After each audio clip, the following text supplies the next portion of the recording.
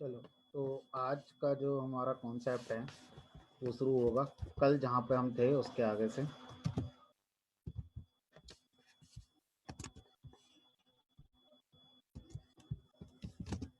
तो I was saying the concept of noise और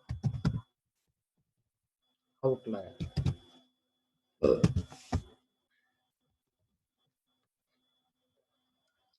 ठीक है,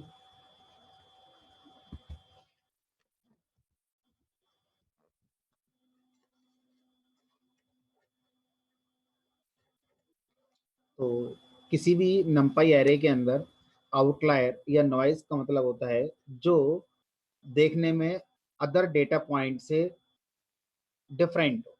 ऐसे डेटा पॉइंट को हम क्या बोलते हैं? नॉइज या आउटलायर कहते हैं। ठीक है, data points that are not similar with other values that are not similar। और सिमिलर, यहाँ पर सिमिलर का मतलब क्या है? यह सिमिलर का मतलब है similar range, kind of similar range की बात हो रही है। Data points that are not in similar range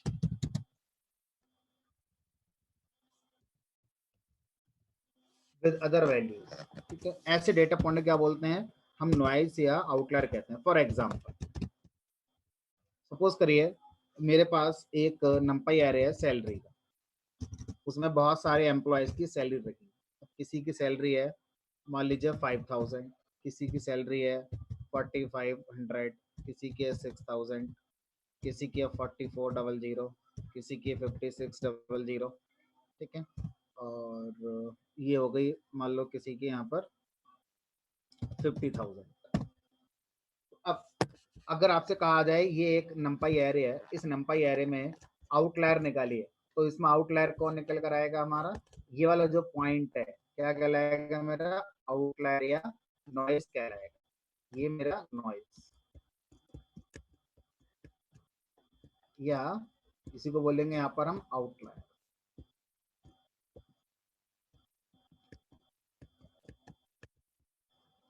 बाकी जो पॉइंट है वो एक रेंज में आप ले सकते हैं, और बाकी पॉइंट जितने भी यहाँ पर हैं आप इनकी एक रेंज बता सकते हैं।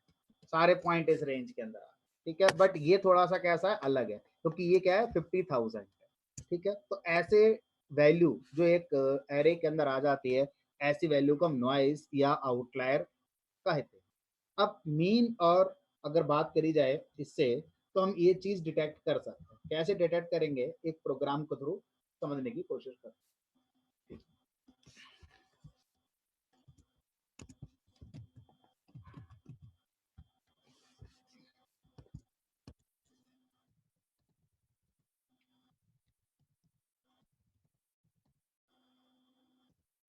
एक एरे बनाया मैंने ए नाम से, np डॉट एरे, और इसमें यही कुछ वैल्यूज मैंने रख दी। 5000, 4500, 400, 5500 एंड कुछ भी ले लो, 4800। ठीक है, इस तरह से मैंने यहाँ पर ये ले लिया 50,000। मान लीजिए एक ऑर्गेनाइजेशन में कुछ एम्प्लॉयज काम करते हैं, 1 2 3 4 5 6 एम्प्लॉय एक ऑर्गेनाइजेशन में काम करते हैं। उनकी सैलरी का डिस्ट्रीब्यूशन इस तरह से है ना, यहाँ पर हमने उनकी सैलरी लिखी हुई है। अब जो ऑर्गेनाइजेशन का ओनर है वो ये पता करना चाहता है कि ऑन एन एवरेज पर एम्प्लॉय पर मेरा कितना खर्चा आ रहा है। तो ऑन एन एवरेज, अगर अगर मैं यहाँ पर कहूँ कि उन 6 एम्प्लॉय पर टोटल कॉस्ट कितनी आती है कंपनी की, तो हम कैसे निकालेंगे? यहाँ पर लिखेंगे np डॉट सम ए। तो 73,800 हमारा टोटल एम्प्लॉयज की कॉस्ट है जो उस ऑर्गेनाइजेशन में काम कर रहे हैं, 6 एम्प्लॉयज। ठीक है, अब उसने एक आइडिया लेना है कि एवरेज जो हमारा सैलरी है वो एवरेज सैलरी क्या है, तो कैसे निकाला जाएगा, एनपी डॉट मीन, उसने निकाली एनपी डॉट मीन, ठीक। और एवरेज सैलरी क्या है किसी भी एम्प्लॉय की, 12,300 इसकी एवरेज सैलरी आई है, 12,300 एवरेज सैलरी आई है। अब उसे क्या करना है, उसे इस एवरेज सैलरी को डाउन करना है, इस एवरेज सैलरी को डाउन करना है। तो कैसे करा जाए एवरेज सैलरी को डाउन, तो एक तरीका क्या होगा, एक तरीका ये होगा कि जितने भी एम्प्लॉयज हैं सबकी सैलरी 500 रुपए कम कर दी जाए। अगर हम 4,000 वाले की सैलरी 500 रुपए कम करेंगे फर्क पड़ेगा, तो किसकी सैलरी मिली कितनी रही है 4,000, 500 उसमें से कम कर दो 3500 रह गई। इन पे बहुत फर्क पड़ जाएगा, लेकिन इस पर खास फर्क नहीं पड़ेगा। 50,000 वाले को 500 रुपए कम दे दोगे, 49,500 दे दोगे, तो उसकी सेहत पर खास फर्क नहीं पड़ेगा। लेकिन अगर आप देखें तो ओवरऑल जो हमारा एवरेज है वो कहीं ना कहीं हमारा रिड्यूस हो जाएगा। लेकिन जो ओनर है उसने कहा कि 12,300 एवरेज सैलरी है, कहीं ऐसा तो नहीं है कि कुछ एम्प्लॉय ऐसे हैं जिनकी सैलरी बहुत ज्यादा है जिसकी वजह से एवरेज सैलरी 12,000 आ गई है। ऐसा भी हो सकता है कि बहुत सारे एम्प्लॉय ऐसे हैं जिनकी सैलरी बहुत कम हो, लेकिन कुछ एम्प्लॉयज ऐसे हैं जिनकी बहुत हाई सैलरी है जिस वजह से बैलेंस क्या आ गया है 12,000 आ गया है। ऐसा सोचा जा सकता है, जो कि ऐसा दिख ही रहा है। तो अब हम क्या करेंगे, यहाँ पर हमने क्या करा, हमने निकाला यहाँ पर मीडियन, एनपी डॉट मीडियन,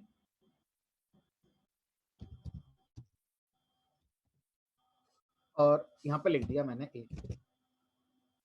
तो मीडियन की जो वैल्यू आई वो कितनी आई हमारी यहाँ पर 4900, ठीक है। और जो मीन की वैल्यू आई है वो क्या आई है मेरी 12,300 आई है। अगर मीन और मीडियन की वैल्यू में आपका डिफरेंस ज्यादा आ रहा है, मीन आपका जो मीन है और जो आपका मीडियन है इसके बीच का डिफरेंस अगर आपका ज्यादा आ रहा है, इसका मतलब है कि आपके डेटा में क्या है, कहीं ना कहीं हमारा आउटलायर है, यानी कि डेटा हमारा सिमेट्रिकली डिस्ट्रीब्यूटेड नहीं है। डेटा में आपके कहीं ना कहीं आउटलायर आपका जरूर होगा। अगर मीन की वैल्यू और मीडियन की वैल्यू में ज्यादा डिफरेंस नहीं आता है, फिर सुनेंगे, मीन की वैल्यू और मीडियन की वैल्यू में ज्यादा डिफरेंस नहीं आता है, तो इसका मतलब है कि आपका जो डेटा है वो हमारा, जो आपका डेटा है वो सही है, उसमें आउटलायर वगैरह ज्यादा नहीं है। तो यहाँ पर बहुत डिफरेंस आ रहा है, मीन है आपका 12,300 और मीडियन आ रहा है ये, तो ये बहुत ज्यादा डिफरेंस आ रहा है। तो इसको देखकर हम क्या कह सकते हैं, जरूर आपके डेटा में क्या होगा, कौन की आउटलायर होगा। अब अगर मैं एक ऐसा डेटा लेता हूं जहां पर आउटलायर नहीं होंगे और उसका मीन और मीडियन निकालता हूं, तो कैसे निकलेगा वो देखते हैं।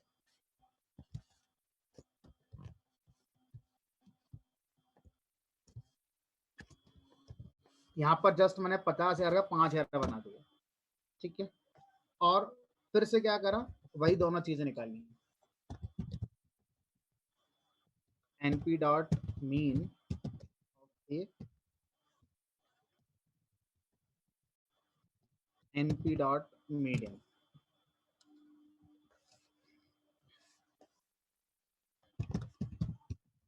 ओके।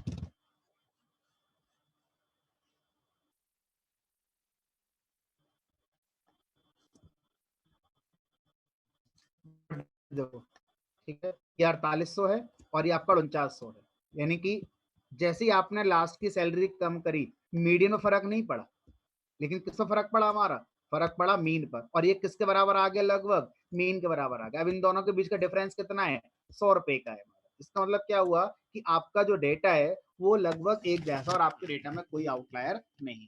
तो थ्योरी में आउटलायर का मतलब है कि मेरे पास एक एरे है, उस एरे में बहुत सारी वैल्यूज हैं और वो कुछ वैल्यूज ऐसी हैं जो बाकी वैल्यू से अलग है, या अलग कैसे हैं, या तो बहुत कम है या बहुत ज्यादा है, ठीक है। तो अगर मैं इसको प्रोग्रामेटिकली निकालना चाहता हूं तो आप क्या निकाल लीजिए, आप उस एरे का मीन और मीडियन निकाल लीजिए। अगर मीन और मीडियन लगभग आसपास आते हैं, उनमें डिफरेंस नहीं आता ज्यादा, तो इसका मतलब है कि डेटा आपका सही बना हुआ है, उसमें नॉइस नहीं है। और अगर मीन और मीडियन में बहुत डिफरेंस आ रहा है, इसका मतलब है कि आपका डेटा में कहीं ना कहीं आउटलायर है, कुछ ऐसे पॉइंट्स हैं जिनकी वजह से एवरेज ये हो रहा है, अदरवाइज आपका जो डेटा था वो हमारा सही था, ठीक है। तो इस तरह से आउटलायर और नॉइस का कॉन्सेप्ट क्या होता है, हम इस तरह से पता कर सकते हैं मीन या मीडियन से, ठीक। चलो आगे चलते हैं नेक्स्ट कॉन्सेप्ट की तरफ पाइथन के अंदर। नेक्स्ट कॉन्सेप्ट हमारा ये होता है कि मैं किसी भी एरे को रीसाइज कर सकता हूँ, रीशेप कर सकता हूँ। जैसे मेरे पास कोई भी एक एरे है और ये जो एरे है मान लीजिए यही मेरा ए एरे है, ठीक है। ये अभी 1D एरे है जिसमें 6 एलिमेंट हैं, 1 2 3 4 5 6। मैं चाहूँ तो इसको 2D एरे में कन्वर्ट कर सकता हूँ। अब 2D एरे में जब आप कन्वर्ट करोगे तो इसमें रोज एंड कॉलम्स आपको देने पड़ेंगे। तो आप लिखेंगे यहाँ पर np डॉट रीशेप और क्या पास करोगे यहाँ पर, या आप लिख सकते हो सीधा a डॉट रीशेप, ठीक है। a डॉट रीशेप और यहाँ पर क्या पास करोगे अपना number of rose 3, number of columns 2। अब देखो अगर ए 6 एलिमेंट का एरे है तो उसको जब आप 2D में रीशेप करोगे तो उसका मल्टीप्लीकेशन होना चाहिए, वो नंबर ऑफ एलिमेंट सेम आने चाहिए। अगर आप 3 इंटू 3 लिखेंगे यहाँ पर तो एरर आ जाएगी क्योंकि 9 एलिमेंट है ही नहीं हमारे पास। तो 2,3 लिख सकते हो, 1,6 लिख सकते हो, 6,1 लिख सकते हो, ये सब आप कर सकते हो, ठीक है। तो मैंने कर दिया रीशेप, 3/2 में ये रीशेप हमारा हो जाएगा,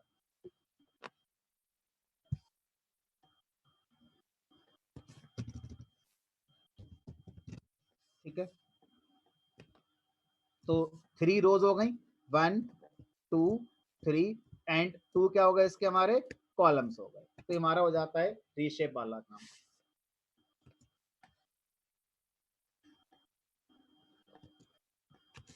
here you are passing reshape में रोज,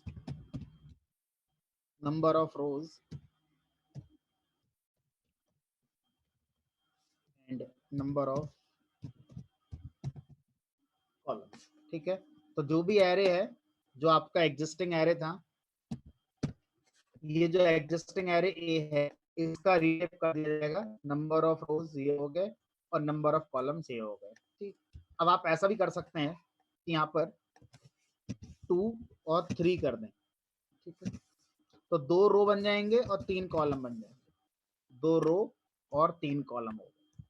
आप ऐसा भी कर सकते हैं कि 6,1 कर दें तो 6 रो बन जाएंगी, एक कॉलम बनेगा, 6 रो, 1 2 3 4 5 6 और एक कॉलम, ठीक है।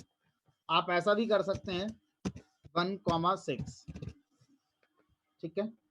तो एक रो में सारे के सारे कॉलम आ गए। और अगर आप ऐसे लिखते हैं 6 कॉमा जस्ट करके तो हमारा बाय डिफॉल्ट 1D एरे बन जाएगा, ठीक है। तो आप मल्टीपल फैक्टर दे सकते, और आपने 3,3 लिख दिया तो एरर आ जाएगी, can not reshape array of size 6 into shape 3 into. तो आप इस तरह से क्या कर सकते हैं, रीशेप या रीशेप के कॉन्सेप्ट को यूज कर सकते हैं। अब जो रीशेप है इसी की तरह एक होता है हमारा जिसका नाम है रीसाइज।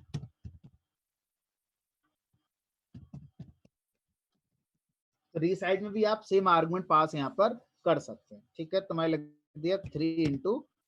तो अब रीसाइज और रीसाइज में जो डिफरेंस है वो एक डिफरेंस आता है क्या, कि जो हमारा रीशेप है ये हमारा एक नया एरे बनाकर देगा। सपोज करिए ये मेरे पास एक एरे है, कोई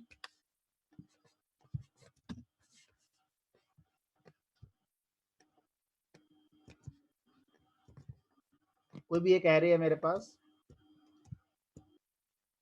ठीक है। और मैंने क्या करा, मैंने यहाँ पर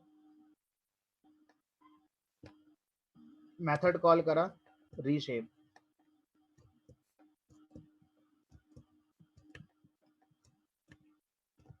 तो रीशेप क्या करेगा, नया एरे बना कर देगा, न्यू एरे, पुराने वाले में चेंज नहीं करता। और अगर मैंने यहाँ पर रीसाइज लिखा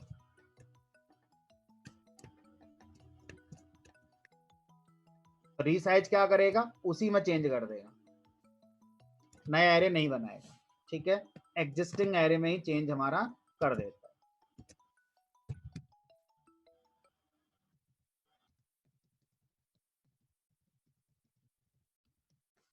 और ये क्या करता है, क्रिएट।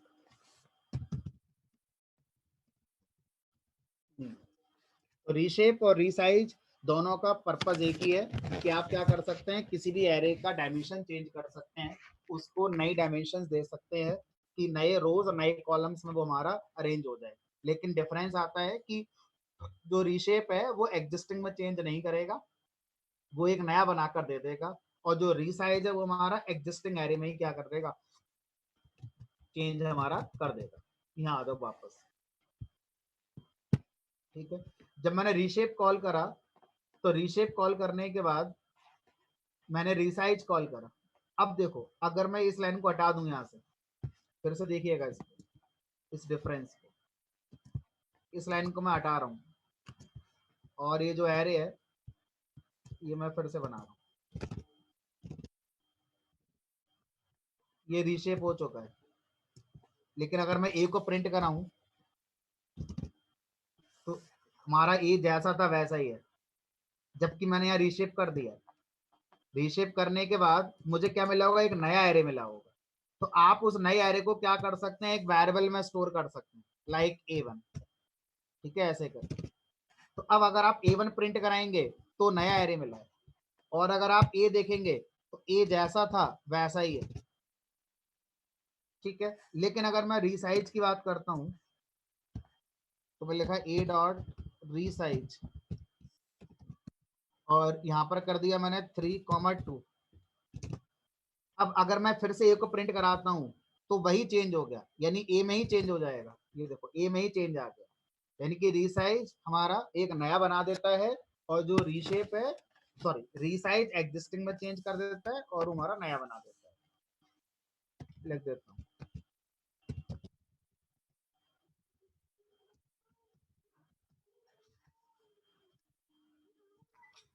रीसाइज भी ऐसे ही काम करता है।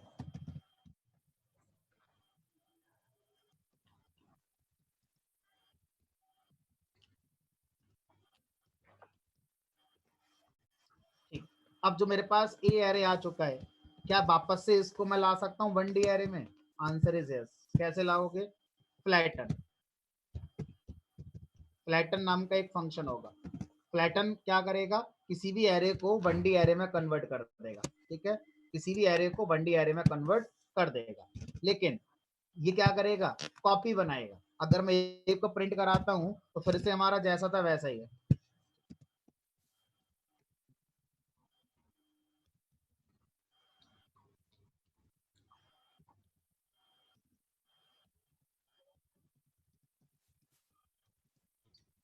Create new copy of 1D array, तो ये एग्जिस्टिंग में चेंज नहीं करेगा, यानी कि अभी आपको कई बार देखना पड़ेगा कि कोई भी ऑपरेशन जो हो रहा है वो हमारा एग्जिस्टिंग एरे में चेंज हो रहा है, या हम नए एरे बना लेते हैं हमारा, ठीक है। और आगे बढ़ते हैं थोड़ा। ये मेरा एक एरे है लाइक ए नाम से, जो भी मैंने यहाँ पर देखा, ये मेरा ए एरे है। अब सपोज करो मेरे पास एक एरे और है जो मैंने बनाया बी नाम से,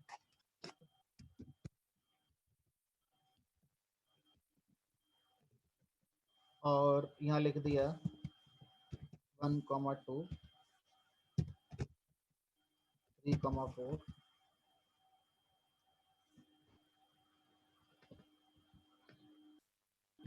ये मेरा बी बन गया। या इसमें हम और भी लिख देते हैं 5,6। अब मैं क्या करना चाहता हूँ, मैं यहाँ पर दो एरे को मर्ज करके तीसरा एरे बनाना चाहता हूँ, दो एरे को मर्ज करके एक तीसरा एरे बनाना चाहता हूँ। तो ऐसा करने के लिए हमारे पास एक फंक्शन है जिसका नाम होगा हमारा H stack, np dot H stack, horizontal stacking. तो इसमें हम क्या पास करते हैं, इसमें दो एरे पास करते हैं, ए कॉमा बी, और ये क्या करेगा, इन दोनों एरे को हॉरिजॉन्टली क्या कर देगा, अरेंज करके हमें दे देगा। ऐसे समझ लीजिए, तो तुम्हारा आउटपुट आएगा, उसमें ये तो ए एरे हो गया, ये हो गया ए एरे, तो जो बी एरे है वो इसी के आगे आ जाएगा, यानी कि यहाँ पर आ जाएगा 1, 3, 5, 2, 4, 6। तो ये क्या आएगा, ए और बी क्या हो जाएगा इनका, हॉरिजॉन्टल, इसे कहते हैं हॉरिजॉन्टल स्टैकिंग, और इसे कहते हैं वर्टिकल स्टैक, ठीक है। तो ये हॉरिजॉन्टल स्टैकिंग है और ये मेरा वर्टिकल। अब अगर मैं यहाँ पर ये चलाता हूँ, तो आप देखेंगे एक नया एरे बनेगा, जिसको आप सी में स्टोर करेंगे, नया एरे बनेगा, ठीक है, जिसको आप सी में स्टोर कर लीजिए। यहाँ पर जब पास करो तो लिस्ट बना के पास करना, ठीक है, लिस्ट बना के पास करो। अब सी को प्रिंट कराएंगे तो ये आ गया आपका इस तरह से हॉरिजॉन्टली स्टैक हो गया। इसी तरह से मेरे पास क्या है, एक है B stack function, np dot B stack, और यहाँ पर हम क्या लिख सकते हैं, वही अगेन ए कॉमा बी, ठीक है। तो वर्टिकल क्या कर देगा, वर्टिकली स्टैकिंग कर देगा। तो ये हो गया सी हॉरिजॉन्टल स्टैकिंग, और डी देखोगे तो वर्टिकल स्टैकिंग हो गई, दिस इज वर्टिकल स्टैकिंग। तो इस तरह से हम क्या कर सकते हैं, दो एरे को कंबाइन कर सकते हैं हॉरिजॉन्टली, या दो एरे को कंबाइन कर सकते हैं वर्टिकली, एच स्टैकिंग और वी स्टैकिंग यहाँ पर हम लोग कर सकते हैं, ठीक है। अब एच स्टैक और वी स्टैक करने का रूल क्या है, एच स्टैक करने के लिए हमारा नंबर ऑफ रोज सेम होनी चाहिए, कॉलम चाहे कितने भी हो सकते हैं, ठीक है। और वी स्टैकिंग करने के लिए नंबर ऑफ कॉलम सेम होने चाहिए, रोज चाहे हमारी कितनी भी हो सकती हैं। अभी मैंने जो पॉइंट बोला, इस पॉइंट को समझने के लिए इमेजिन करिए मेरे पास एक एरे है ए। अब उस एरे का जो शेप है वो मान लीजिए 3x4 है, और मेरे पास बी एरे है, इसका जो शेप है ये मेरा 3x2 का है। तो अब क्या इन दोनों एरे का स्टैकिंग पॉसिबल है, स्टैक, अगर मैं स्टैक करता हूं तो एच स्टैक का रूल क्या होता है, हॉरिजॉन्टल स्टैकिंग का रूल होता है रोज सेम होनी चाहिए, यानी कि एच स्टैक जब होगा तो वो तब हो पाएगा जब क्या होना चाहिए, रोज हमारी कैसी होनी चाहिए, सेम होना चाहिए, रोज सेम होनी चाहिए। यहाँ पर रोज सेम है तो क्या होगा, हमारा एच स्टैक हो जाएगा, लेकिन बी स्टैक नहीं हो पाएगा। वर्टिकल स्टैकिंग अगर मैं देखूं तो ये नॉट पॉसिबल, ठीक है। तो एच स्टैक होने के लिए रोज सेम होनी चाहिए, और बी स्टैक होने के लिए कॉलम सेम होने चाहिए। तो अगर नंबर ऑफ कॉलम्स दोनों एरे में सेम है तो बी स्टैकिंग पॉसिबल है, और नंबर ऑफ रोज दोनों में कॉमन है तो हमारा हॉरिजॉन्टल स्टैकिंग पॉसिबल, ठीक है। दोनों दोनों सेम है तो कोई प्रॉब्लम ही नहीं है, फिर तो हो ही जाएगी हमारे यहाँ पर। चलो, तो ये हो गया एच स्टैक बी स्टैक वाली कहानी। आगे बढ़ते हैं। अब नंपाई एरे के अंदर हम क्या करना चाहते हैं, कुछ और फर्दर ऑपरेशंस हैं जो करना चाहते हैं। जैसे कोई भी एरे अगर मैं बनाता हूं तो उसको सॉर्ट आप कर सकते हैं, है ना, मिनिमम निकाल सकते हैं, मैक्सिमम निकाल सकते हैं, ये सब आप कर सकते हैं। अब सपोज करिए कोई भी एरे है, मुझे उस एरे में कोई एलिमेंट डिलीट करना है, कोई नया एलिमेंट ऐड करना है, तो कैसे करेंगे, क्या एरे के अंदर एलिमेंट डिलीट और ऐड हो जाते हैं, रन टाइम पर यूजर से इनपुट लेकर मुझे नंपाई एरे बनाना है तो कैसे बनेगा, है ना, ये हम लोग करना चाहते हैं। किसी एलिमेंट की वैल्यू को मैं चेंज करना चाहता हूँ तो क्या हम कर सकते हैं, कैसे करेंगे, इस पर हम फोकस करें। तो मैंने अभी एक एरे बनाया, np डॉट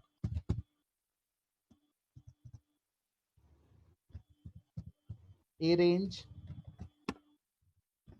मान लीजिए 10, तो एक एरे बनकर तैयार हो गया।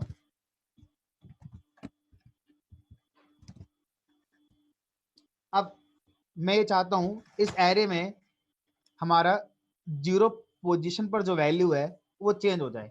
तो जीरो पोजीशन पर जो वैल्यू है वो कौन है, मेरा ये रहा, ठीक है। तो जब कभी हम एरे को विजुलाइज करेंगे तो इसको उसी तरह से विजुलाइज करेंगे जिस तरह से हमने लिस्ट के एलिमेंट को विजुलाइज करे हुए थे, ठीक है। तो कुछ इस तरह से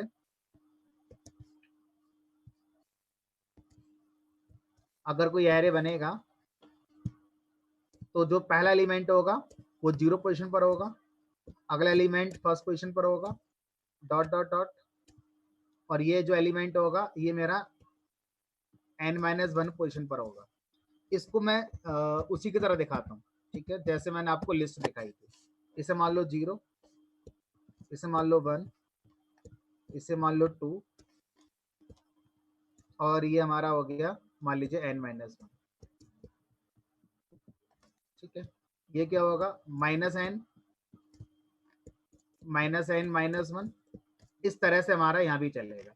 अब मैं स्पेसिफिक होकर आपको बताऊंगा तो ज्यादा समझ में आएगा। स्पेसिफिक होकर देखो, सपोज करो मेरे पास यही इतने एलिमेंट है, यहाँ पर कुछ लिखा है 0 1 2 3 4, आखिरी एलिमेंट यहाँ पर 4 है, यानी कि 5 एलिमेंट है टोटल, यहाँ पर 5 एलिमेंट है, ठीक है।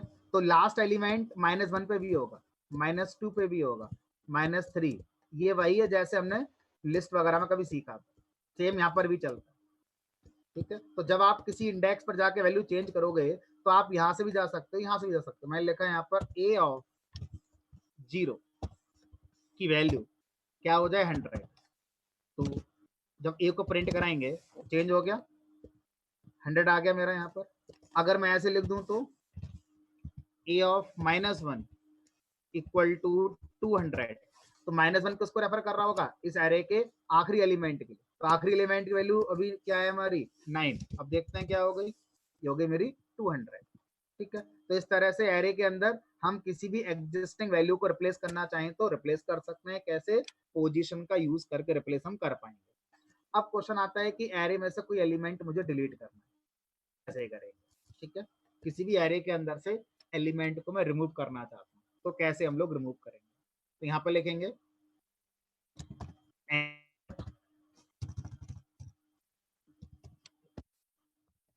रिमूव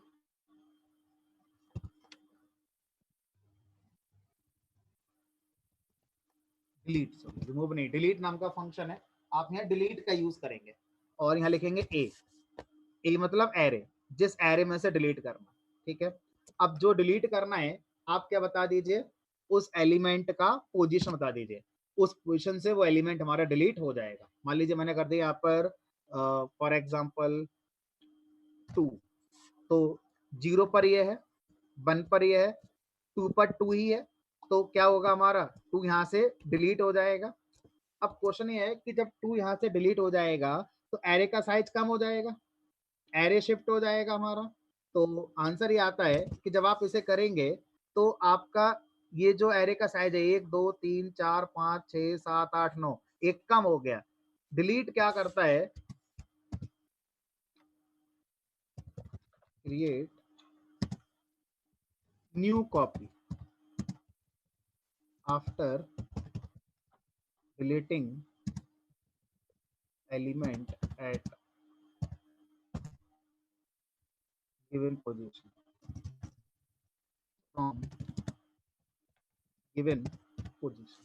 यानी कि जो हमारा डिलीट मेथड है ये वास्तव में एरे को चेंज नहीं करता। बड़ा ध्यान से सुनेंगे, एरे साइज में चेंज नहीं होते। अगर आपका कोई भी ऑपरेशन एरे को चेंज करता है उसके साइज में, है ना, तो ऑपरेशन हो जाएगा लेकिन वो एक नया एरे बना देगा, एग्जिस्टिंग एरे में चेंज नहीं करेगा। तो अगर मैं ए को दोबारा प्रिंट कराऊं तो आप देखेंगे 2 जैसा था वैसा ही है। तो डिलीट ने क्या करा, डिलीट ने एक नया एरे बना दिया होगा। तो आपको क्या करना चाहिए, आपको उस एरे को एक वेरिएबल में स्टोर कर लेना चाहिए। अगर मैं स्टोर करता हूँ, लेट से मैंने यहाँ पर स्टोर कर लिया, अगर मैं A1 में स्टोर कर लूं तो ए हमारा जैसा था वैसा ही होगा, लेकिन जो A1 है जो एक नया एरे बना है उसमें हमारा कौन नहीं होगा, सेकंड पोजीशन का जो एलिमेंट है वो हमारा नहीं होगा, ठीक। चलो, अब यहाँ पर डिलीट के साथ एक और फायदा है कि हम एक साथ मल्टीपल इंडेक्स भी दे सकते हैं कि इस इंडेक्स से डिलीट कर दो। जैसे लिखा मैंने np.delete a, मैं ए को फोकस कर रहा हूँ और ए के अंदर मैं चाहता हूँ डिलीट हो जाए। कौन कौन डिलीट हो जाए, 0 इंडेक्स का डिलीट हो जाए, 2 का डिलीट हो जाए, 5th का डिलीट हो जाए। तो ये क्या करेगा, ये हमारा इन पोजीशन के जो एलिमेंट हैं उनको डिलीट कर देगा और एक नए एरे में लाकर आपको दे देगा। तो A2 के अंदर इस पोजीशन के एलिमेंट आपके नहीं होंगे। ये आ गया आपका 1 आ गया, 3 आ गया, 4 आ गया, ठीक है। तो इस तरह से हम क्या कर सकते हैं, एक साथ मल्टीपल एलिमेंट डिलीट करना चाहते हैं डिलीट कर सकते हैं। अब इंसर्ट की बात करें, मान लीजिए मेरे पास ये ए एरे है, अब इस एरे में मुझे नई वैल्यू इंसर्ट करनी है, तो क्या लिखोगे np डॉट इंसर्ट, तो एरे np डॉट इंसर्ट और एरे का नाम पोजीशन, किस पोजीशन पर आपने वैल्यू को इंसर्ट करना है। तो मान लीजिए मैंने इंसर्ट कर दिया फर्स्ट पोजीशन पर। क्या इंसर्ट करना है, मैंने कहा मुझे इंसर्ट करना है मान लीजिए -10। तो ये क्या करेगा, इस वाले एरे में फर्स्ट पोजीशन पर क्या इंसर्ट कर देगा, -10। लेकिन जो ये इंसर्ट है ये वास्तव में नया एरे बनाएगा, यानी कि पुराने वाले में कोई चेंज नहीं करेगा, न्यू एरे। ठीक है, तो हमें एक वेरिएबल में स्टोर करना चाहिए, नहीं करेंगे तो बनकर आएगा, प्रिंट हो जाएगा, बट मेरे काम का नहीं है। देखो ए जैसा था वैसा ही है, ए में -10 नहीं आया, लेकिन A3 में देखोगे तो ये -10 आ गया। वो एलिमेंट राइट शिफ्ट हो गया, जो पहला वाला था मेरा राइट शिफ्ट हो। ठीक है, अगर आपको एरे के लास्ट में एलिमेंट रखना है तो np.append, आप अपेंड का यूज कर सकते हैं और इस वाले एरे के अंदर एलिमेंट दे सकते हैं, मान लीजिए 500 दिया, तो इसमें पोजीशन देने की जरूरत नहीं है। अपेंड बाय डिफॉल्ट एरे के लास्ट में एलिमेंट को ऐड कर देता है, और वास्तव में ये जो एलिमेंट ऐड कर रहा है ये हमारा नया एरे बनाकर आपको दे रहा है, पुराने वाले में कहीं कोई चेंज आपका नहीं होगा, ये आपका एलिमेंट आ गया। ठीक, तो इस तरह से हम क्या कर सकते हैं, किसी भी एरे को हम मॉडिफाई भी कर सकते हैं, लेकिन वास्तव में जो एरे मॉडिफाई हो रहा है वो हमारा कैसे हो रहा है, नया बन रहा है। हम मॉडिफाई का मतलब है उसमें एग्जिस्टिंग वैल्यू को रिप्लेस कर पाएंगे। ठीक है, इससे ज्यादा कुछ नहीं कर पाएंगे। अगर एलिमेंट डिलीट होगा, एलिमेंट अपेंड होगा या इंसर्ट होगा, तो हमेशा नया एरे क्रिएट मेमोरी के अंदर होगा। अब बात करते हैं, मुझे यूजर से इनपुट लेना है और यूजर से इनपुट लेकर मुझे कुछ आंसर देने हैं, और मुझे यूजर से एक एरे बनवाना है। एरे का साइज क्या होगा यूजर बताएगा, एरे का साइज क्या रखना है। ठीक, तो मैंने क्या करा, यहाँ पर पहले यूजर से साइज ले लिया इनपुट।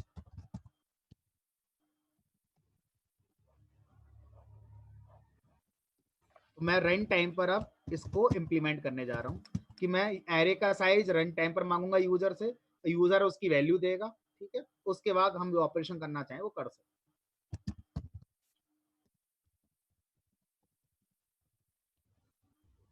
तो यूजर ने जो भी साइज दिया होगा मैंने एक बैरल में स्टोर कर लिया। लेट से मैंने इसका नाम कर दिया एस, एरे का साइज रिप्रेजेंट करेगा। अब आप क्या कर सकते हैं, किसी भी टेक्निक का यूज करके एरे बना सकते हैं। तो मैं बना रहा हूँ a=np.0 टेक्निक का यूज करके। इसमें क्या होता है, हमारा जो एरे है वो किससे इनिशियलाइज होता है, 0 से इनिशियलाइज हो जाता है, लेकिन उसका साइज कितना होगा वो आप बताएंगे। तो मैंने लिख दिया एस। अब एस की वैल्यू कहाँ से आ रही है, रन टाइम पर यूजर से इनपुट होकर मेरी आ रही है। ठीक है, तो जब एरे का साइज बनेगा तो हमारा वो इस तरह से बन जाएगा। और आप चाहे तो क्या कर सकते हैं, प्रिंट भी करा सकते हैं कि जो हमारा एरे बना है वो हमारा इस तरह से बन गया। Enter the size of array 3, ये बन गया। फिर चलाया enter the size of array 4। अब हम चाहते हैं यूजर को ऐसे ना दिखाएं, यूजर जब साइज दे तो फिर उतनी बार क्या दे, उनकी वैल्यूज भी दे। तो आपको यहाँ पर कोड लिखना है कि जितनी बार हमारा ये एरे बना है, ठीक है, जो साइज आया है, लूप उतनी बार चलना चाहिए। तो लिख दिया मैंने यहाँ पर फॉर आई इन रेंज, और यहाँ पर क्या लिख दोगे, यहाँ लिख दिया मैंने एस, जो साइज था वहां तक लूप चलेगा। अब साइज की वैल्यू अगर 4 है तो यहाँ पर 4 तक आएगा, यानी कि 0 से लेकर 4 तक, यानी कि 3 तक जाएगा हमारा। और यूजर से क्या लिया, फिर मैंने नंबर ले लिया, इंट इनपुट एंटर एलिमेंट। ठीक है, जो भी एलिमेंट था वो आपने यूजर से एंटर करवा लिया। अब जो एलिमेंट आया उसको आपने कहाँ रख दिया, ए ऑफ आई में रख दिया। अब सोचो, जब ये लूप पहली बार चलेगा, इसको मैंने 0 to S चला दिया, तो जब पहली बार लूप चलेगा तो आई की वैल्यू 0 होगी, ए ऑफ 0 पर क्या आ जाएगा, जो यूजर की वैल्यू आई है। फिर आई की वैल्यू 1 होगी, ए ऑफ 1 पर यूजर की वैल्यू आ जाएगी। उसके बाद जब ये लूप खत्म हो जाए तो आप क्या कर सकते हैं, प्रिंट करा सकते हैं इस एरे के। अब ये यूजर के अकॉर्डिंग चलेगा। एंटर साइज ऑफ एरे मैंने कहा 3।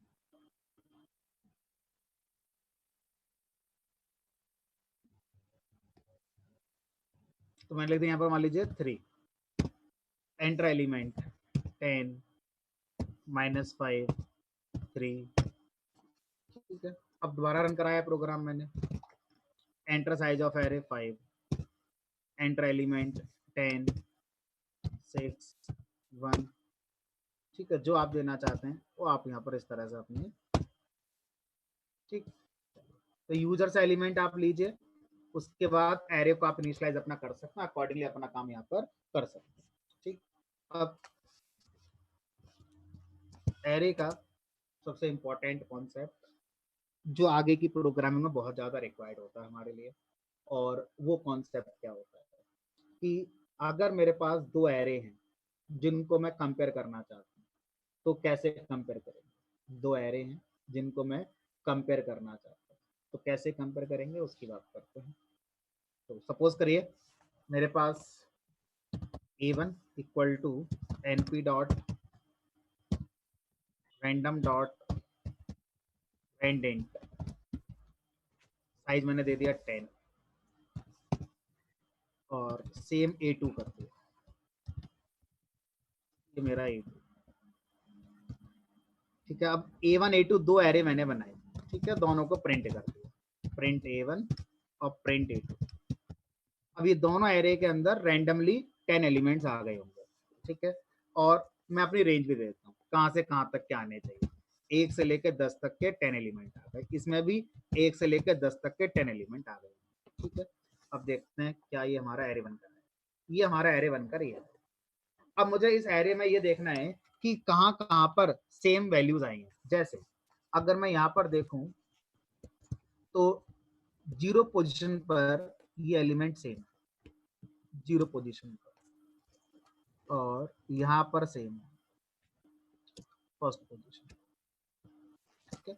तो मैं यही पता करना चाहता हूँ, दो एरे के अंदर वैल्यूज पड़ी हुई हैं, कहाँ कहाँ पर किस किस पोजीशन पर वो एरे की वैल्यूज सेम है, ये मुझे पता करना है बिना कोई लॉजिक लगाए हुए। तो ऐसा करने के लिए हमारे पास numpy के अंदर एक सीधा सीधा फंक्शन है जिसका नाम है हमारा वेयर।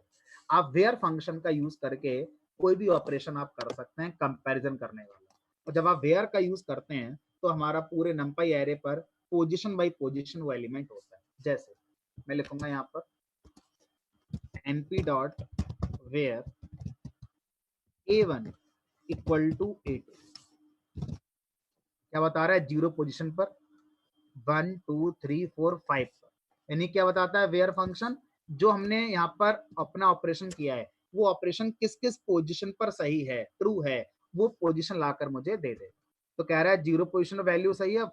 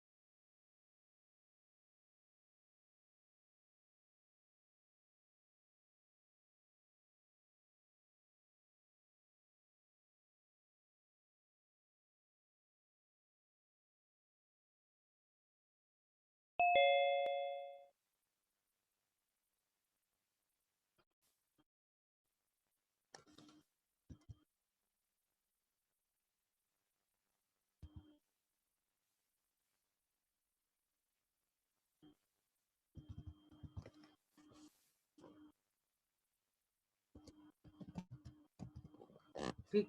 अब सपोज करो मैंने इसको इस तरह से ना लिखकर दोबारा रन कराया, अब देखो जब मैंने दोबारा चलाया तो इस बार यहाँ पर सेम है ये, ठीक है, ये सेम आ रहा है, और यहाँ पर सेम है, ठीक है, और यहाँ पर सेम है। तो बता रहा है कि दो एरे, ये दो एरे कहाँ कहाँ पर सेम है, ये हमें ये बताएगा। तो ऐसे आप यहाँ पर क्या लिख सकते हैं, सर जो आपका मन करे वो लिख दो, मैंने लिख दिया ये। अब देखो ये और क्या क्या बताएगा, आप ऐसे लिख दो np dot where a1 is not equal to a2, ये बता रहा है कहाँ कहाँ पर A1 का एलिमेंट A2 के बराबर नहीं है। और क्या लिख सकते हो, तो आप देखो आप क्या लिख सकते हो, ग्रेटर देन, जिस जिस पोजीशन पर A1 बड़ा है A2 से वो सारी पोजीशन आ जाएंगी। तो इस तरह से आप सारे के सारे ऑपरेशन आप यहाँ पर अपने बड़ी आसानी से, ठीक है। तो हम क्या कर सकते हैं, वेयर फंक्शन का यूज करके ये सारे काम करते हैं। तो वेयर फंक्शन में क्या वापस करता है, वेयर फंक्शन हमारे लिए वापस करता है पोजीशन, किन किन पोजीशन पर वो ऑपरेशन ट्रू है, ठीक है। तो वो पोजीशन हमें वापस यहाँ पर हो जाती है। मैं लिख देता हूँ,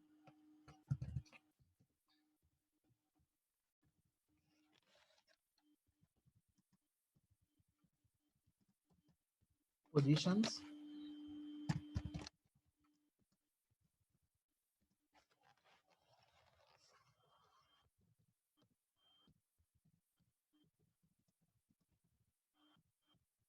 वेयर कंडीशन इज, वो पोजीशंस वापस करेगी जहां पर कंडीशंस, ये कंडीशन क्या हमारी ट्रू आ रही है, तो वो हमारे लिए यहाँ पर आसानी से मिल जाए।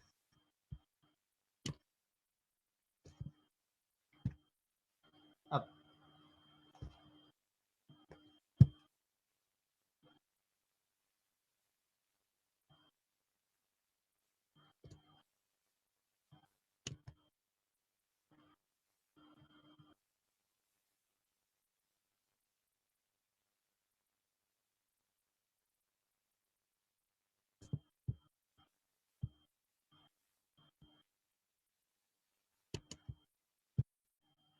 करके देख सकते हैं, करके देख सकते हैं।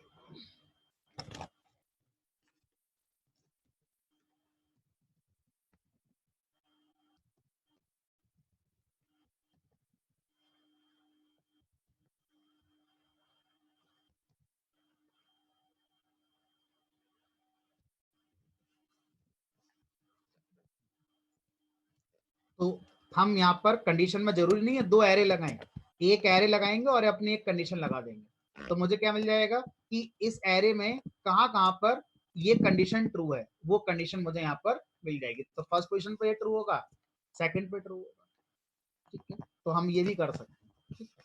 जरूरी नहीं है कि दोनों एरे होंगे, सिंगल एरे पे भी लगा सकते हैं। अब कभी कभी क्या होता है, हमें इससे ज्यादा चाहिए होता है, इससे ज्यादा क्या चाहिए होता है उसकी बात करेंगे। तो आप मान लीजिए मेरे पास कोई भी एरे है, लाइक A1।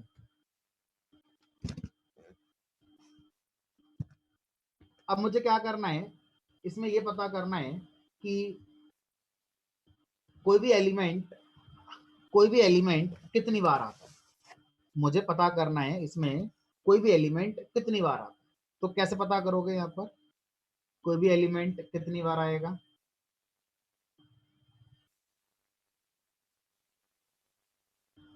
तो मेरे पास एक फंक्शन है जिसका नाम है np डॉट, हाँ आप काउंट लगा सकते हैं।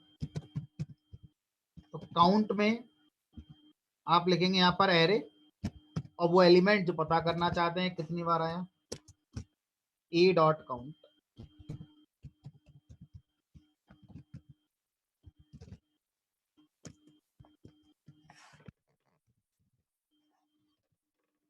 मना कर रहा है,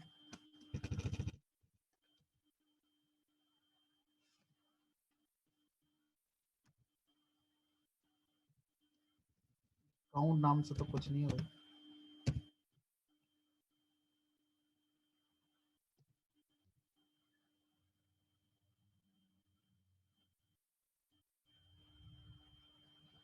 काउंट नहीं है, काउंट नॉन जीरो करके आ रहा है।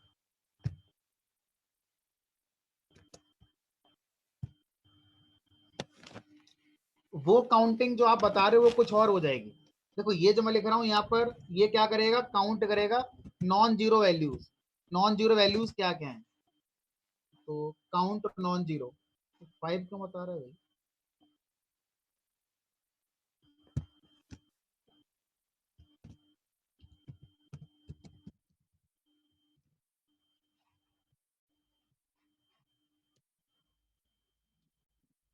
चलो आगे बढ़ो, ये काउंट नहीं चल रहा है, वो चलता है लिस्ट पर। भाई A1 ही लिखा है मैंने भी, मैंने कब गलत लिखा? ठीक है, चलो अब बात करते हैं नमपाई की। तो नमपाई के अंदर एक फंक्शन है, इसका नाम है बिन काउंट। ठीक है, बिन काउंट, ये बिन काउंट क्या करता है हमारा? बिन काउंट हमारे लिए जितने भी एलिमेंट हैं, हर एलिमेंट की फ्रीक्वेंसी बताता है। बिन काउंट को फोकस करो, काउंट को छोड़ो, ये नहीं चलेगा। हाँ, जीरो नॉन काउंट वो यूज हो सकता है। बिन काउंट को देखो, ये मुझे पढ़ाना है आपके लिए। बिन काउंट, बिन काउंट का मतलब है कि हमारे यहाँ पर ये काउंटिंग करना शुरू करेगा, कौन कितनी बार है, स्टार्टिंग फ्रॉम जीरो। जीरो कितनी बार है इसमें? Zero bar. वन कितनी बार? वन कितनी बार है इसमें? Zero bar. टू कितनी बार है? एक बार। थ्री कितनी बार है? एक बार। तो इस तरह से ये क्या करेगा, जीरो से काउंट करना शुरू करेगा। जीरो कितनी बार आया, वन कितनी बार आया, कहां तक करेगा? इस एरे के मैक्सिमम एलिमेंट तक काउंट करेगा। तो इस एरे का मैक्सिमम एलिमेंट क्या है मेरा? 9। तो ये जीरो से लेकर 9 तक सबकी क्या बताएगा? फ्रीक्वेंसी बताएगा। देखो जीरो कितनी बार आया? एक बार भी नहीं आया, ये एक बार भी नहीं आया, ये वन आया, ये टू है, ये थ्री है, ये फोर है, ये फाइव है, ये सिक्स है, ये सेवन है, ये मेरा एट।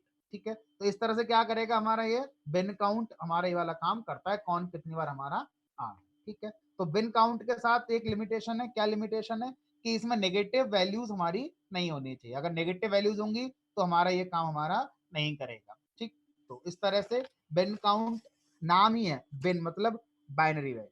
तो जनरली हम बिन काउंट का यूज तब करते हैं जब मेरे एरे के अंदर सिर्फ दो ही तरह की वैल्यू है, या तो जीरो है या मेरे पास क्या है, वन है। तो अगर मुझे पता करना है इस एरे में कितने जीरो हैं और कितने वन हैं, तो हम क्या कर सकते हैं, वहां पर बिन काउंट का यूज कर सकते हैं। जैसे फॉर एग्जांपल बिन काउंट का बेस्ट यूसेज कहां पर होगा? मैंने बनाया एक array a equal to np dot eye, identity matrix मैंने बना दी, लाइक 5x5। अब मैंने क्या करा, इसको कर दिया फ्लैटन। मान लीजिए इसको मैंने फ्लैटन कर दिया। अब जो मेरा ए है वो ये हो गया, इसमें zero one zero one zero one है। अब मुझे पता करना है इसमें जीरो कितने बार है और वन कितने बार है। क्या लिखोगे यहाँ पर? np डॉट बिन काउंट और यहाँ पर ए।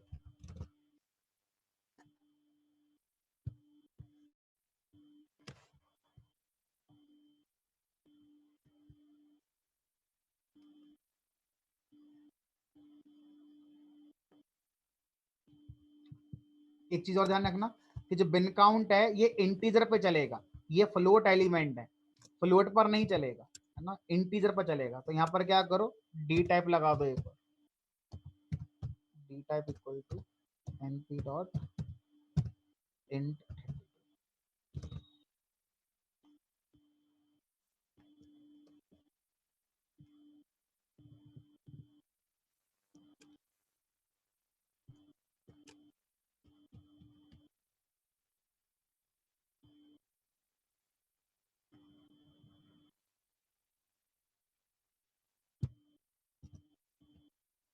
स्पेलिंग ये, तो ये बता रहा है जीरो कितनी बार है, 20 टाइम्स है, और वन कितनी बार है, 5 टाइम्स। तो बिन काउंट का बेसिक यूसेज है कि अगर आपका बाइनरी नंबर है, देखो नाम से ही काम आ रहा है बाइनरी नंबर, अगर आपके एरे के अंदर बाइनरी नंबर्स हैं तो आप उनको काउंट कर सकते हैं, जीरो कितनी बार है, वन कितनी बार है, उसके लिए हम क्या कर सकते हैं, बिन काउंट का यूज कर सकते हैं।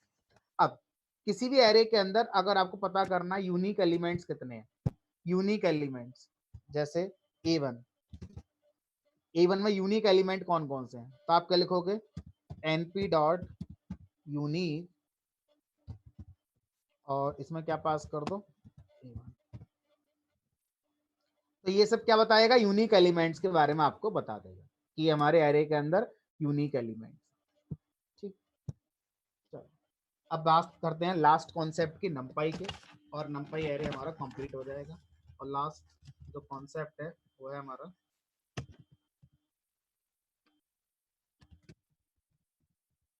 स्लाइसिंग।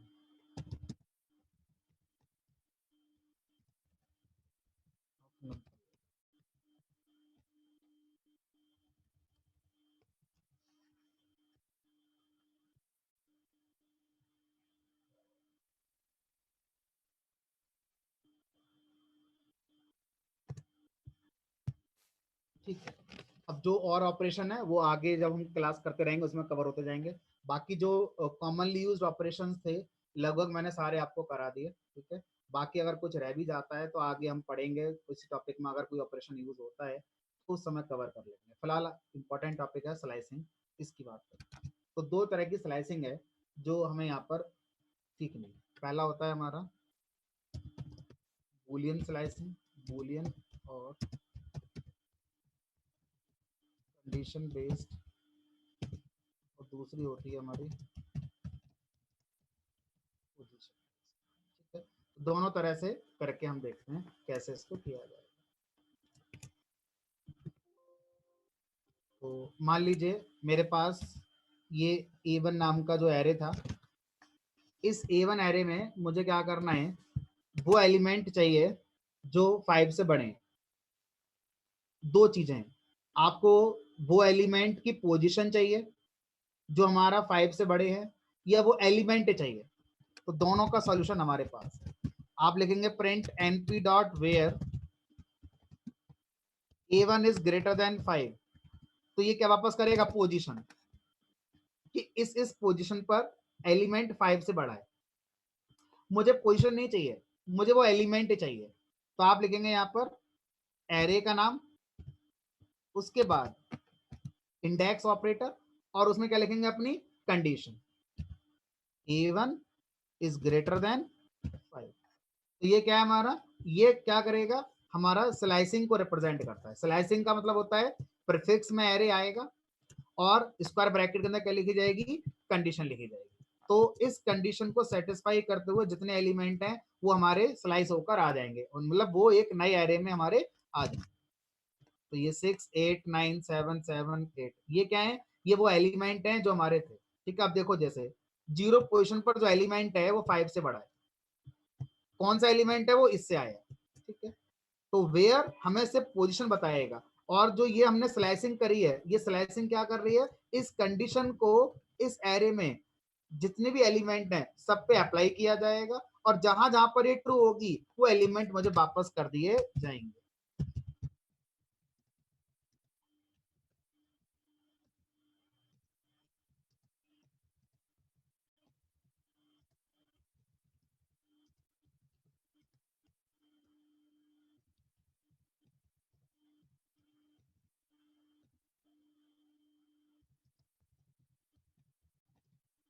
ठीक है, तो जो कंडीशन सेटिस्फाई करता है वो हमारा यहाँ पर इस तरह से आ जाए।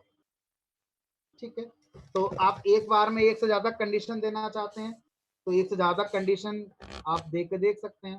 ठीक है, जैसे मैंने लिखा है यहाँ पर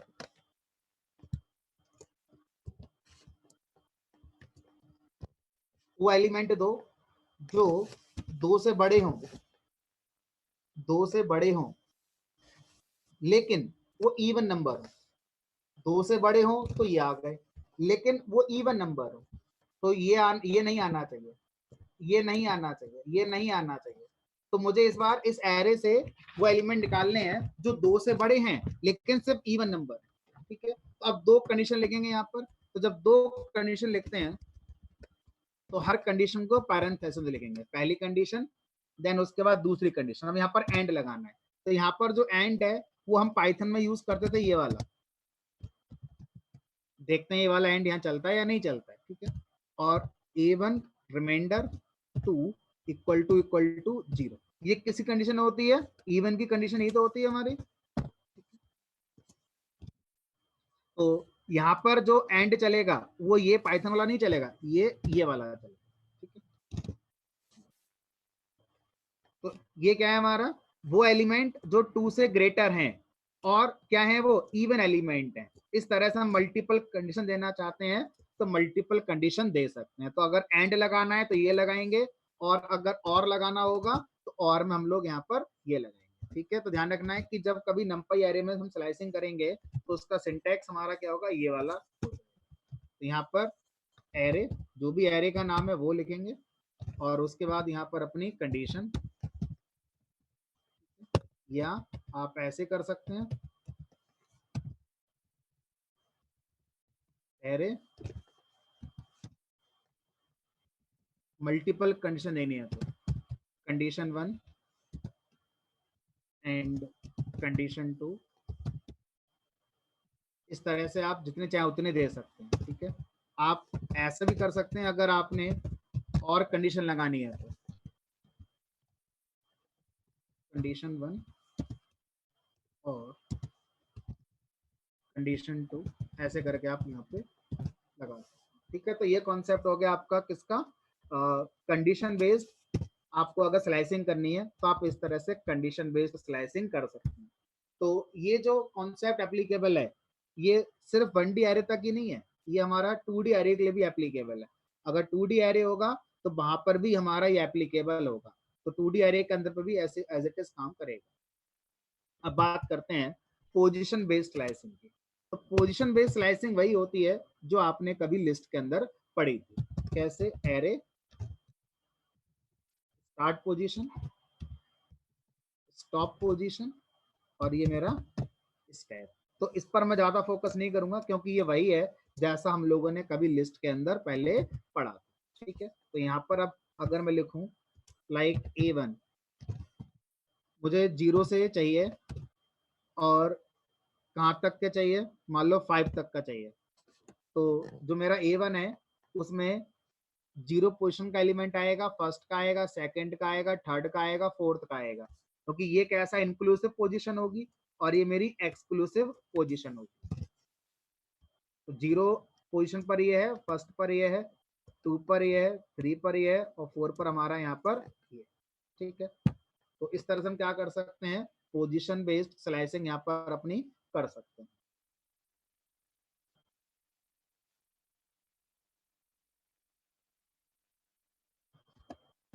आप ऐसा भी कर सकते हैं, 0 से लेके मुझे 5 तक जाना है और दो दो के स्टेप पे जाना है। तो 6 आ गया, 8 आ गया, 2 आ गया, यानी कि ये क्या होता है, आपका स्टेप होता है। आप नेगेटिव भी जा सकते हैं,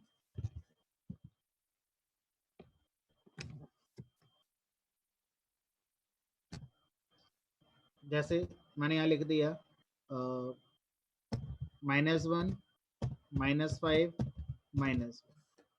ठीक है, तो -1 से स्टार्ट करना है आपके लिए। जो A1 है, अगर मैं इसको यहाँ फिर से प्रिंट करा लूँ तो ये -1 से स्टार्ट हुआ, कहाँ तक जाना है, -5 तक। तो -1, -2, -3, -4, क्योंकि -5 पोजिशन पर जो एलिमेंट है वो कैसा होगा, मेरा एक्सक्लूसिव होगा। और हम डायरेक्शन में कहाँ जा रहे हैं, नेगेटिव डायरेक्शन में जा रहे हैं, मतलब उल्टा हमें ट्रेवर्स करना। ठीक है, तो जो स्लाइसिंग है वो उसी तरह से है जो हमने पढ़ी थी लिस्ट के अंदर या स्ट्रिंग के अंदर, उसी तरह से यहाँ स्लाइसिंग हमारी हो जाती है। कोई स्लाइसिंग का नया टॉपिक यहाँ पर 1D एरे के साथ नहीं है। अब बात करते हैं 2D एरे की स्लाइसिंग, जो थोड़ा सा हमारा अलग होगी। ठीक है, देखते हैं कैसे इसको किया जा सकता है। तो 2D एरे की स्लाइसिंग ज़्यादा इंपॉर्टेंट है, तो मैं पहले एक 2D एरे को बना लेता हूँ और उस 2D एरे पर स्लाइसिंग आपको सिखाता हूँ। मान लीजिए मेरे पास एक एरे है np डॉट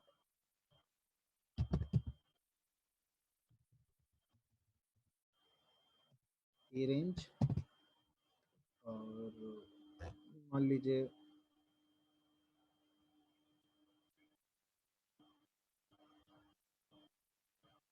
12 एलिमेंट कर दिया और फिर इसको रीशेप कर दिया,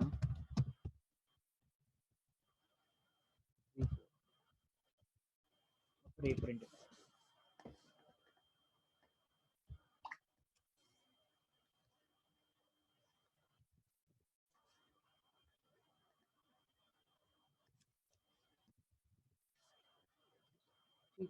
अब इस एरे को हमें यहाँ पर समझना है कि कैसे हमारा ये काम कर रहा है। तो यहाँ पर मैं इसकी पोजीशन दे देता हूँ, तो ये अगर मैं अलग लिख लूँ तो ज़्यादा सही होगा, इसको समय देकर हमें समझना है।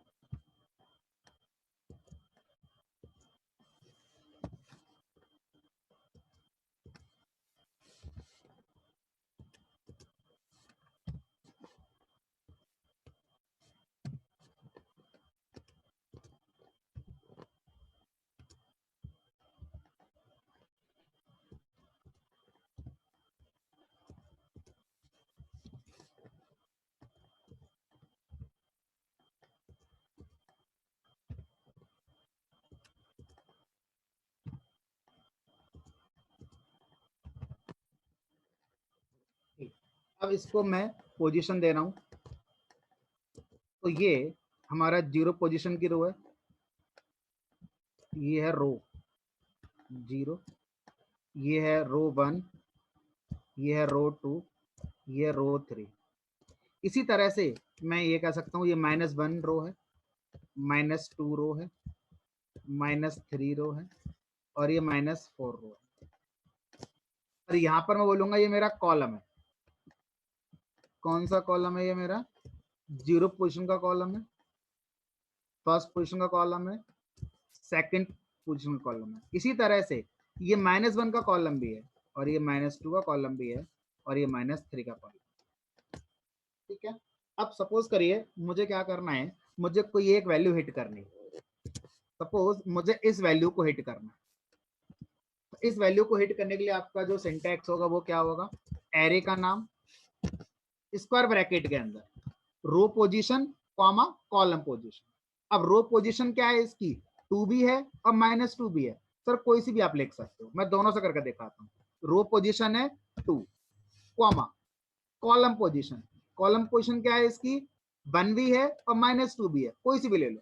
तो मैं हर तरह से करके दिखाता हूँ आपको। तो मैंने करा प्रिंट A2,1, 7 आ गया। मैंने लिखा यहाँ पर प्रिंट 2,1 की जगह 2, -2, -2। तो -2 भी तो कॉलम इंडेक्स है इस वैल्यू का, तभी सेम आउटपुट आएगा। अगर मैं लिखता हूं यहाँ पर ये वाला 2 की जगह ये वाला -2, तब भी तो सही है। तो -2,1, तो -2 ये है और 1 ये है, ये भी यही आएगा। तो ऐसे तो आप ये भी लिख दोगे -2 और -1। तो जितने परम्यूटेशन थे 7 को लाने के सारे ये गलत कैसे हो गया भाई? -2 और -2। ठीक है। तो अब किसी भी एलिमेंट तक अगर आप मैट्रिक्स के पहुंचना चाहते हैं तो आपको क्या पता होना चाहिए? उस एलिमेंट का रो इंडेक्स और उस एलिमेंट का कॉलम इंडेक्स। तो किसी भी एलिमेंट का रो इंडेक्स नेगेटिव भी हो सकता है, पॉजिटिव वाला भी हो सकता है। इसी तरह से कॉलम इंडेक्स नेगेटिव वाला भी यूज किया जा सकता है, पॉजिटिव वाला भी यूज किया जा सकता है। अब ये तो आसान हो गया। अब थोड़ा सा कॉम्प्लेक्सिटी की तरफ बढ़ते हैं। मुझे इस बार क्या करनी है? स्लाइसिंग करनी है। और इस बार जो स्लाइसिंग करनी है वो मैट्रिक्स की स्लाइसिंग करनी है। कैसे स्लाइसिंग करना चाहता हूं उसकी बात कर। मुझे इस बार क्या चाहिए? मुझे यहां से चाहिए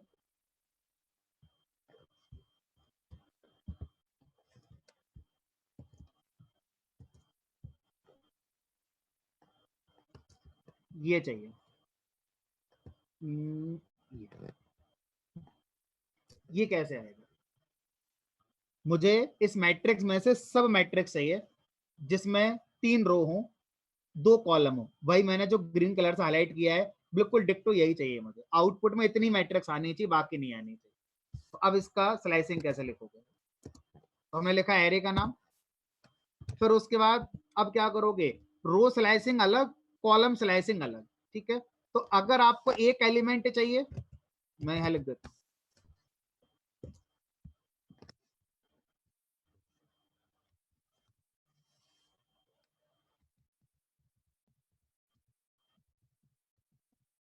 मैट्रिक्स स्लाइसिंग। ठीक है। तो आप लिखेंगे यहां पर एरे का नाम,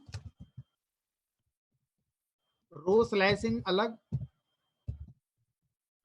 कॉमा कॉलम स्लाइसिंग अलग। अब जो रो स्लाइसिंग है, रो स्लाइसिंग के 3 पार्ट होंगे। Start position, stop position and step position. इसी तरह से कॉलम स्लाइसिंग के अपने पार्ट होंगे 3, start position, stop position, step position. अब प्रोग्राम में आओ।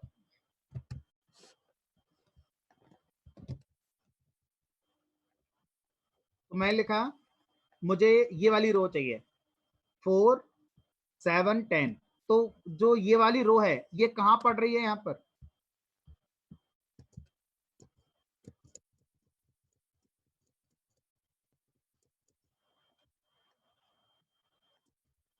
ये वाली रो हमारी आएगी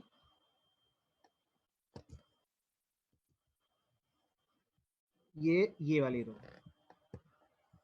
यानी कि स्टार्ट रो इंडेक्स क्या है मेरा 1 या -3, दोनों में से कुछ भी लगा सकते। तो लिखा मैंने 1 से शुरू करना है।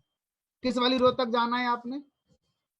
आपने जाना है यहां से, ये भी जाना है, ये भी चाहिए, ये भी चाहिए, सेकंड पोजीशन की रो भी चाहिए आपको, थर्ड पोजीशन की रो भी चाहिए, तो आपको लास्ट तक जाना है।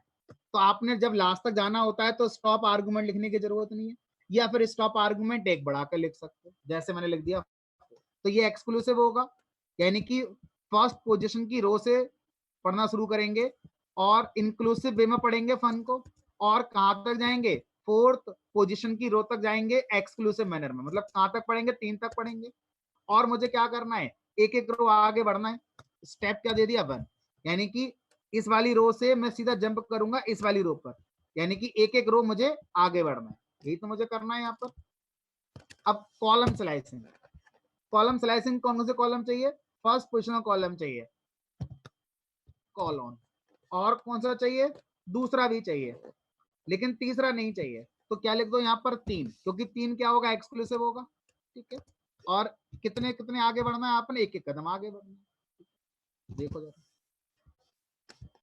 मेरा आउटपुट आ गया 4 5 7 8 10 11। ठीक है, चलो थोड़ा और करते हैं। मान लो इस बार मुझे चाहिए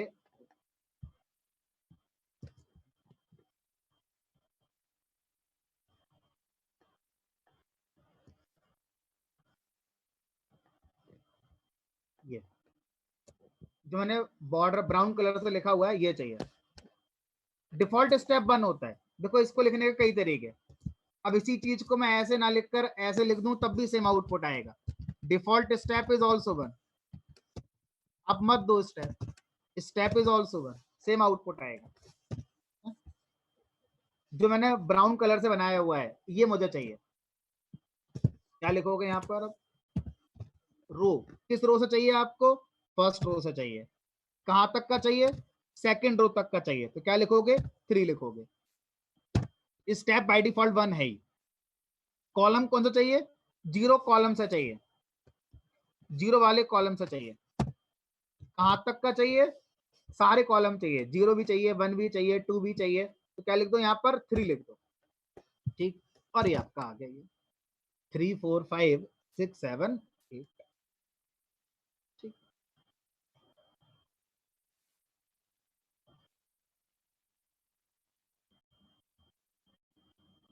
चलो तो इस तरह से हम क्या कर सकते हैं, इस तरह से हम यहाँ पर प्रैक्टिस अपनी कर सकते हैं मैट्रिक्स के साथ।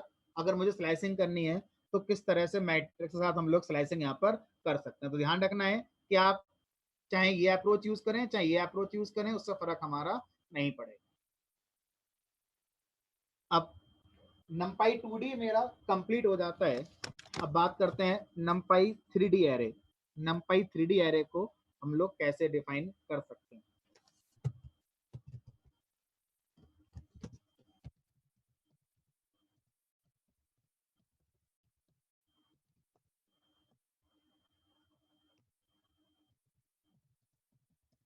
It is an array of 2D arrays, यानी कि 3D एरे क्या होता है, 3D एरे का मतलब है एक ऐसा एरे जिसका हर एलिमेंट क्या होगा, एक हमारा 2D एरे होगा। इसको अगर मैं ग्राफिकली दिखाऊं इस तरह से आप समझ सकते हैं, ये आपका एक एरे है। इस एरे के अंदर मान लीजिए 3 एलिमेंट, ठीक है। हर एलिमेंट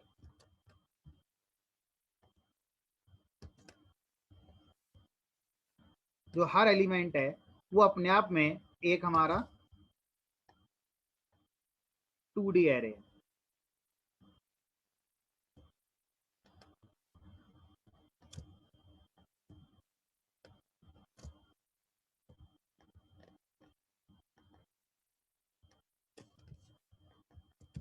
ये कौन है, ये एक 2D एरे। ये कौन है, ये एक 2D एरे। ये कौन है, ये भी एक 2D एरे। ऐसा एरे जिसका हर एलिमेंट एक 2D एरे होगा, वो एरे हमारा क्या कहलाएगा, वो हमारा 3D एरे। तो जब मैं 3D एरे बनाऊंगा तो किस तरीके से बनाऊंगा, जरा उसको देखते हैं किस तरीके से बनाया जाता है 3D एरे प्रोग्राम करके। और इसकी जरूरत अगर मैं बताऊं प्रोग्रामिंग में कहाँ पड़ती है,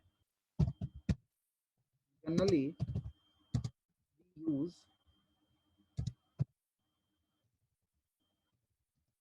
3D एरे इन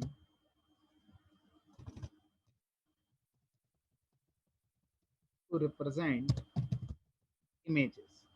जब आपको मैं इमेजेस पढ़ाऊंगा पाइथन में, इमेजेस रीड करके कैसे हम प्रोग्राम में उन्हें यूज करते हैं, तो वहां पर 3D एरे का कॉन्सेप्ट आएगा। तो इमेजेस पे काम करने के लिए आपको 3D एरे की जरूरत पड़ेगी। कोई अभी के लिए 3D की जरूरत नहीं है, जस्ट एक ओवरव्यू मैं आपको दे देता हूँ कि 3D एरे हमारा किस तरीके से काम करता है। तो अब मैंने यहाँ पर एक 3D एरे बनाना है, तो मैंने लिख दिया यहाँ पर np डॉट, मान लीजिए मेरे पास वंस नाम का फंक्शन था, तो यहाँ पर मैं अगर लिख दूंगा 10 तो एक 1D एरे बन जाएगा।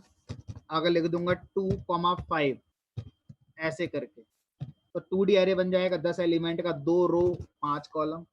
अगर मैं लिख दूं यहाँ पर 2 3 4 तो ये क्या बन जाएगा, 3D एरे बन जाएगा। तो इनका इंटरप्रिटेशन क्या होगा, इनका इंटरप्रिटेशन कैसे करोगे, तो यहाँ पर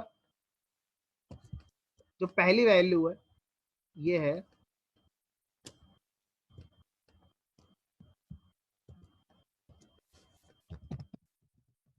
साइज ऑफ 3D एरे, और ये वाली जो वैल्यू है ये तो बोलेंगे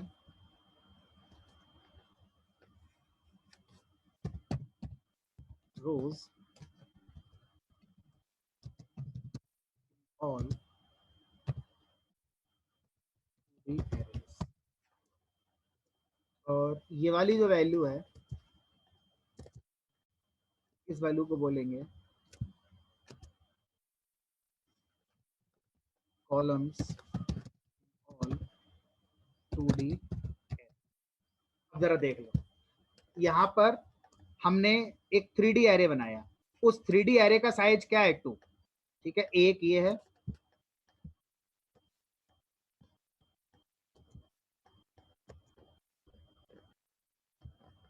एक 2D एरे ये है, और एक 2D एरे है। ये तो बताया था मैंने आपको, 3D एरे का मतलब क्या है, बहुत सारे 2D एरे का एरे। तो ये 3D एरे है दिस वन। तो ये जो 3D एरे इसका साइज 2 है। अब जो 3D एरे के अंदर 2D एरेज हैं उनके अंदर 3 रो हैं, देखो 1 2 3, इसमें भी क्या है 1 2 3। और हर 2D एरे में कितने कॉलम है, 4, 1 2 3 4। अब इसको थोड़ा सा और अच्छे से करके दिखा, मैंने यहाँ पे क्या कर दिया, मैं लिख दिया यहाँ पर 4। इसका मतलब क्या है, एक 3D एरे बनेगा जिसका साइज 4 होगा, यानी कि 3D एरे के अंदर 4 2D एरे होंगे, और जो 2D एरे होंगे उनके अंदर तो रो कॉलम होंगे, तो वो रो कॉलम का साइज क्या होगा, वो ये है 3 एंड 4। अब क्या बने, 4 मेरे पास बने 1D array, sorry 2D array, और उन चारों में रो कॉलम कितना जो मैंने बताया। अगर मैं यहाँ 3 कर दूं और यहाँ मैं 5 कर दूं, इसका मतलब क्या है कि 3D एरे बनेगा जिसके अंदर 3 2D एरे होंगे, और हर 2D एरे में 5 रो और 4 कॉलम होंगे। 5 रो, 1 2 3 4 5, इसी तरह से यहाँ पर 5 रो, और यहाँ पर क्या आएगा आपका कॉलम आएगा। तो टेक्निकली इसे हम क्या बोलते हैं, इसे बोलते हैं यहाँ पर हम डेप्थ, और ये हो गई आपकी रोज, और ये हो गए आपके। तो डेप्थ का मतलब है हमारा यहाँ पर कि जो 3D एरे बनेगा उसकी डेप्थ क्या है, डेप्थ ऑफ 3D एरे। ठीक है, और डेप्थ का मतलब हो गया कि उसमें कितने 2D एरे हैं। तो जो 3D एरे है उसको अगर हम देखें प्रैक्टिकली तो बहुत ज्यादा यूज कहीं नहीं होंगे, जब तक इमेजेस पे काम करना हम नहीं सीखेंगे ये हमारा नहीं आएंगे। ठीक है, चलो, तो ये numpy का जो कॉन्सेप्ट है हमारा पूरा हो जाता है। मैं आपको numpy पे कुछ असाइनमेंट्स दूंगा करने के लिए, उनको आप प्रैक्टिस करिए। तो उसमें कुछ क्वेश्चंस ऐसे हैं जो आगे के टॉपिक के हैं, तो जो क्वेश्चन आगे के टॉपिक के हैं उनको आप इग्नोर करिए, उनको आपने नहीं अटेम्प्ट करना है। बाकी जो और क्वेश्चंस हैं वो आप अटेम्प्ट करें, और मुझे शेयर करना चाहें शेयर कर सकते हैं। तो आज के लिए इतना ही। तो अभी डाउट के लिए अगर किसी का हो तो वो रुक सकता है, पूछ सकता है। जो नंपाई का टॉपिक है हमारा पूरा हो चुका है।